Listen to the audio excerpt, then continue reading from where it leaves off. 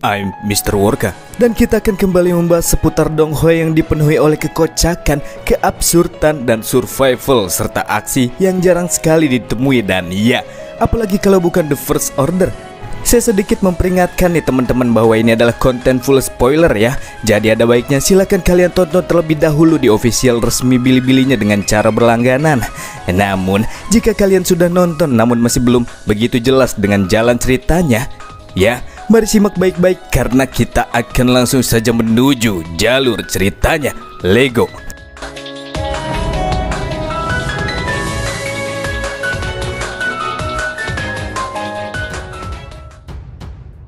Setelah dihadapkan dengan beberapa kejadian aneh yang ditemui di dalam sekitaran hutan Jingsan, Xiaosu bersama dengan sisa tim ekspedisi pada akhirnya memilih sebuah gua yang mereka temukan di tengah perjalanan dan memutuskannya sebagai tempat untuk beristirahat sebab hari sudah mulai gelap dan mereka akan kembali melanjutkan perjalanan keesokan paginya.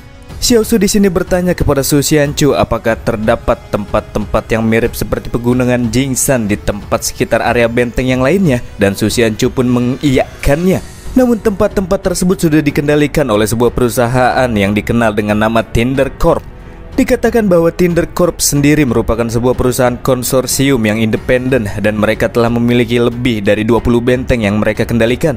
Jaraknya sendiri sangat jauh dari benteng 113. Maka dari itulah Xiaosu yang merupakan orang awam sama sekali tidak pernah mendengar tentang Tinder Corps ini. Dari arah lain, Liu Bu, si pria beban, bertanya kepada Xiaosu apakah batang pinus yang berisikan air yang sebelumnya mereka kumpulkan bisa dimakan setelah direbus seperti ini. Ya sudah pastilah tidak bisa dong, balas Bang Gembel. Karena kekurangan makanan, Liu Bu di sini meminta Xiaosu untuk kembali membuat keinginan seperti insiden babi hutan yang nabrak pohon sebelumnya. Sambil melempar botol air kosong ke arah Liu Bu, Xiaosu menyuruh pria tersebut saja yang meminta keinginan. Liu Bu pun mengatakan mana mungkin ada hewan yang akan datang dan bisa mereka jadikan makanan bila ia membuat permintaan seperti itu. Dan secara tiba-tiba saja mulai terdengar suara segerombolan binatang liar yang berasal dari arah luar gua dan suaranya semakin lama semakin mendekat.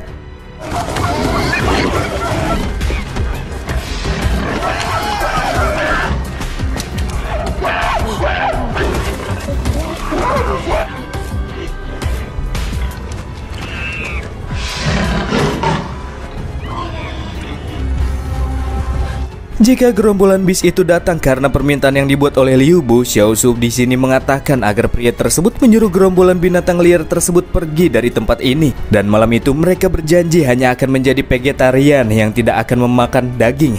Walaupun sempat ragu dengan pemikiran Xiaosu, tapi akhirnya Liu Bu pun melakukan apa yang dikatakan oleh Bang Gembel. Dan secara ajaib, gerombolan bis tersebut pun langsung pergi dari area pintu masuk gua.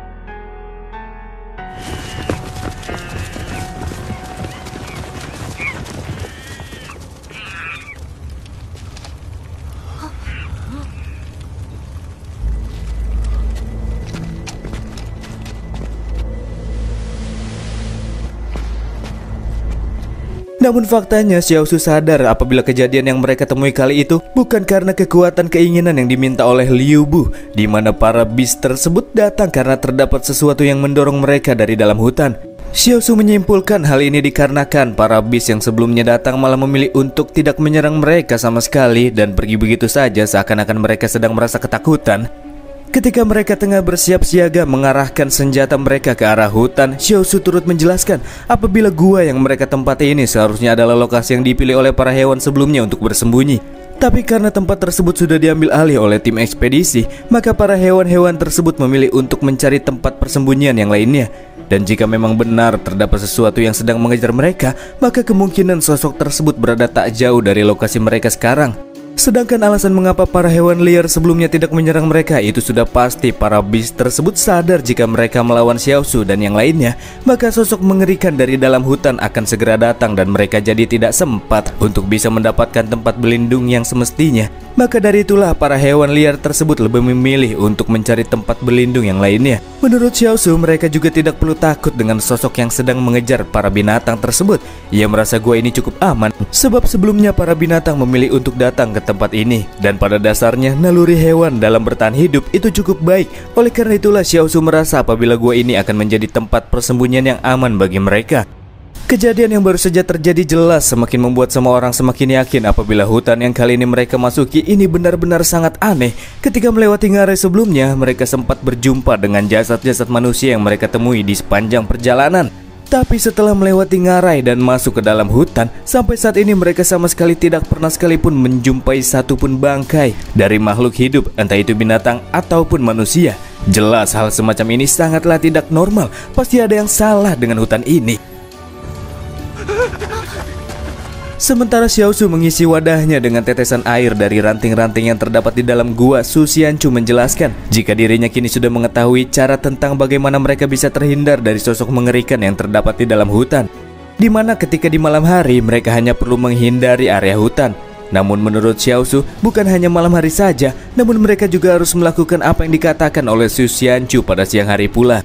Dari hal inilah akhirnya diputuskan apabila perjalanan mereka selanjutnya, para tim ekspedisi hanya akan berjalan mengikuti area pegunungan di mana pepohonan relatif langka untuk bisa ditemukan. Dan tiba-tiba saja dari arah hutan mulai terdengar suara-suara besi rantai yang seperti sedang diseret-seret oleh sesosok makhluk. Suara tersebut lantas menyebabkan para tim penyerang langsung mempersiapkan senjata mereka masing-masing.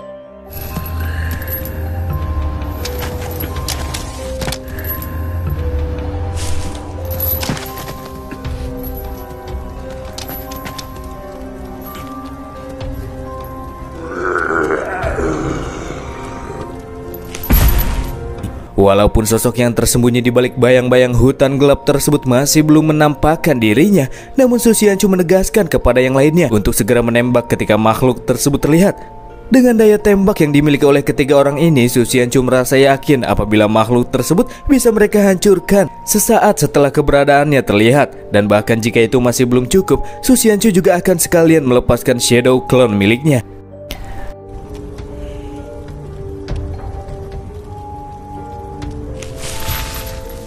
Ketika situasi lagi tegang-tegangnya, tiba-tiba saja sosok yang terikat oleh rantai di kakinya tersebut pun mulai menjauh dari TKP. Dan ya, ternyata naluri para hewan tidak pernah salah. Tempat yang disinggahi oleh Xiaosu dan yang lainnya ini ternyata merupakan tempat yang bisa disebut sebagai zona aman dari serangan sosok berbahaya yang terdapat di dalam hutan.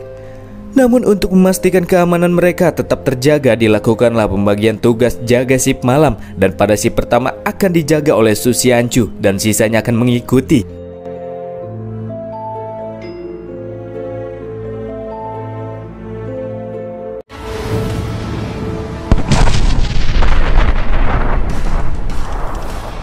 Keesokan paginya, kembali terjadi hal aneh ketika semua orang tiba-tiba saja dibangunkan oleh suara ledakan yang berasal dari pegunungan. Di sini Wang Lei si mata satu mengira apabila itu suara yang berasal dari gunung erupsi. Akan tetapi menurut Su Xianchu itu terdengar tidak seperti gunung yang sedang erupsi, melainkan terdengar seperti sebuah ledakan rakitan bom milik manusia. Dan kemungkinan besar mereka adalah skuad tim lain yang berasal dari Kingxi Group di Benteng 112 yang dikepali oleh seorang manajer benteng. Sebab menurut Su Xianchu akan sangat sulit bagi tim yang berasal dari tempat lain untuk bisa memasuki pegunungan Jingsan.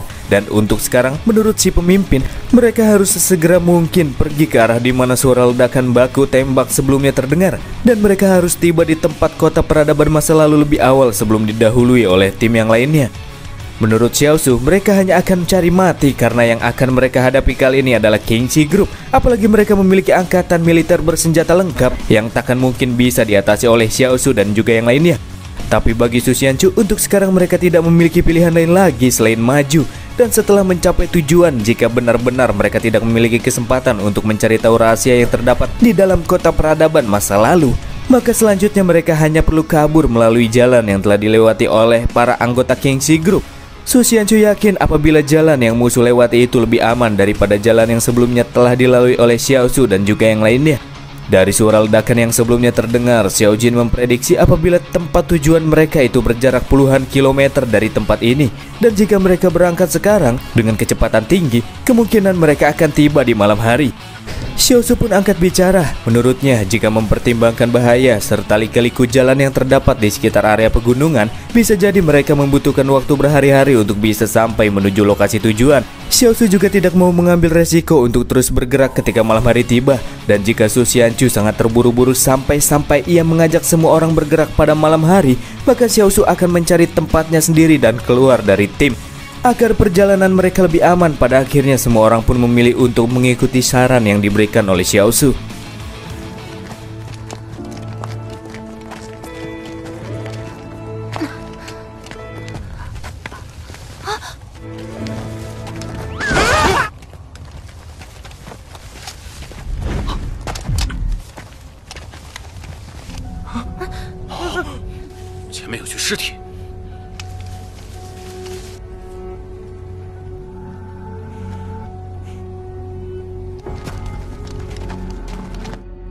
Setelah kembali melanjutkan perjalanan, tim menemukan sebuah jasad manusia yang tak lagi bernyawa dalam kondisi yang mengenaskan.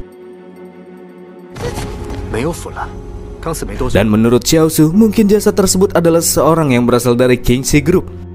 Akan tetapi setelah memeriksanya, Su Xianchu mendapati jika jasad tersebut bukanlah berasal dari Kingxi, melainkan jasad seorang tentara bayaran.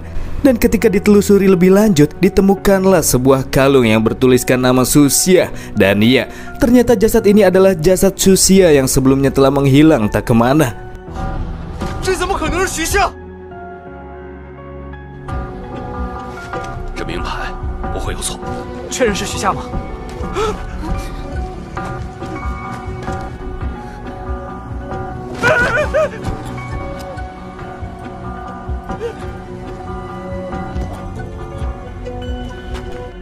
Berbeda dengan si nona penyanyi dan Liu Bu yang langsung muntah-muntah, Xiao Su di sini terlihat begitu tenang ketika membolak-balikan jasad tersebut. Bagi Bang Gembel, dia sudah pernah melihat bentuk mayat yang bahkan lebih menjijikkan bila dibandingkan dengan mayat yang satu ini. Setelah kembali memeriksanya, Xiao Su kembali menemui kejanggalan ketika melihat bagian organ Su Xia yang telah menghilang. Karena pada bagian luka yang ditinggalkan terdapat bekas luka gigitan yang aneh. Xiao Su sama sekali belum pernah melihat bekas gigitan monster yang seperti ini. Setelah menengoknya, Su Xianchu merasa apabila itu merupakan bekas gigitan milik seorang manusia. Su Xianchu sangat yakin akan hal tersebut, sebab di masa lalu ketika masih bersekolah, Su Xianchu pernah digigit oleh pacarnya pas mereka putus. Dan bekas gigitan pacarnya sangat mirip dengan gigitan yang ada pada jasad Su Xia. Dan jika hal ini benar adanya, maka ini sangat menghororkan. Karena bisa disimpulkan apabila sosok mengerikan yang terikat rantai yang mereka lihat semalam kemungkinan besar merupakan seorang manusia yang memiliki sifat kanibalisme. Ketika semua orang mulai merasa gelisah dengan apa yang sedang mereka saksikan, Yang Xiaojin yang terlihat masih dalam keadaan tenang memerintahkan kepada semua orang untuk segera cabut dari tempat ini. Dan mereka akan pergi dari sini sambil membentuk formasi taktis 3 orang yang dimaksudkan untuk terhindar dari serangan secara gerilya. Sebagai orang awam yang tidak pernah mendapatkan pelajaran tentang militer, Bang Gembel pun bertanya, emangnya apa sih formasi taktis itu? Xiao Jin pun langsung mengatur posisi Xiao Su yang ditempatkan di bagian kiri. Wanita ini juga menyuruh Xiao Su untuk tetap fokus menjaga posisinya dan langsung melesatkan tembakan ketika melihat pergerakan yang berasal dari si makhluk kanibal, dan perjalanan pun kembali berlanjut.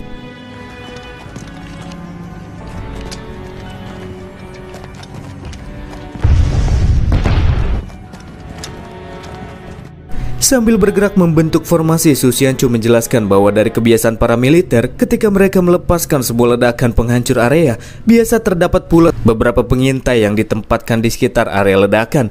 Maka dari itulah mereka harus berhati-hati ketika memasuki teritorial lawan nantinya.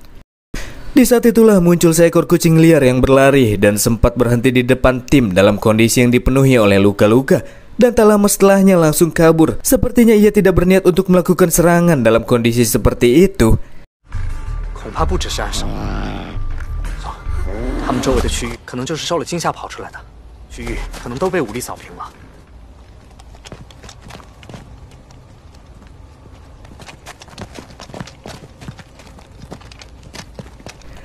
Dan tak lama setelah mengambil beberapa langkah ke depan, kembali muncul seekor babi hutan.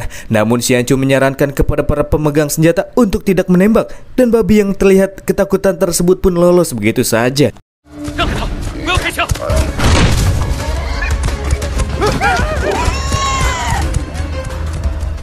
Liu Bu sangat menyayangkan momen tersebut, padahal babi hutan yang mereka temui ini bisa mereka panggang untuk menghilangkan rasa lapar semua orang, apalagi mereka belum makan hampir seharian penuh. Dalam hal ini Xiao Su mengatakan jika si Liu Bu ini memang IQ-nya sudah berkembang, tapi ia tidak menggunakannya dengan benar. bukannya apa-apa nih, karena jika mereka memanggang babi dan membuat perapian di tempat terbuka seperti ini, maka jelas posisi mereka akan langsung diketahui oleh Kingxi Group. Si mata satu pun merasa heran, sebab menurutnya sebagai sesama manusia, kenapa mereka tidak bergabung saja dengan orang-orang dari Kingxi Group, dan merasa sangat khawatir dengan orang-orang tersebut jika keberadaan mereka terlacak nantinya. Dikatakan oleh Yang Xiaojin bahwasannya dari beberapa tempat misterius yang dikendalikan oleh Tinder Corp, sering ditemui pula beberapa kelompok yang berasal dari grup lain yang mencoba untuk menyelidiki dan memasuki teritorial mereka secara diam-diam. Namun pada akhirnya para penyelundup tersebut harus dibungkam, entah itu ditangkap ataupun dihabisi langsung di tempat. Dan ya, kondisi itu hampir serupa dengan apa yang kini dialami oleh Xiao Su dan juga kawan-kawan, yang jika mereka menyerahkan diri kepada Kingxi Group, maka besar kemungkinan mereka tak akan diperlakukan secara baik-baik. Ya, Kingxi tak akan pernah menyelamatkan mereka semua yang ada di sini. Kenyataan ini membuat Liu Bu merasa apabila perjalanan yang kini mereka lakukan sama sekali tidak ada artinya.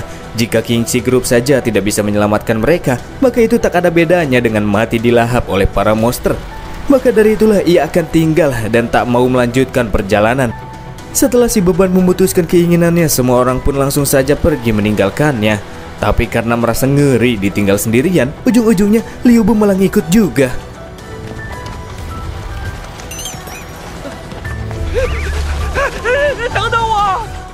Dan itulah episode The First Order kali ini, teman-teman. Silakan tekan tombol like dan nyalakan lonceng bila kalian menyukai konten ini. Dan akhir kata dari saya, bye.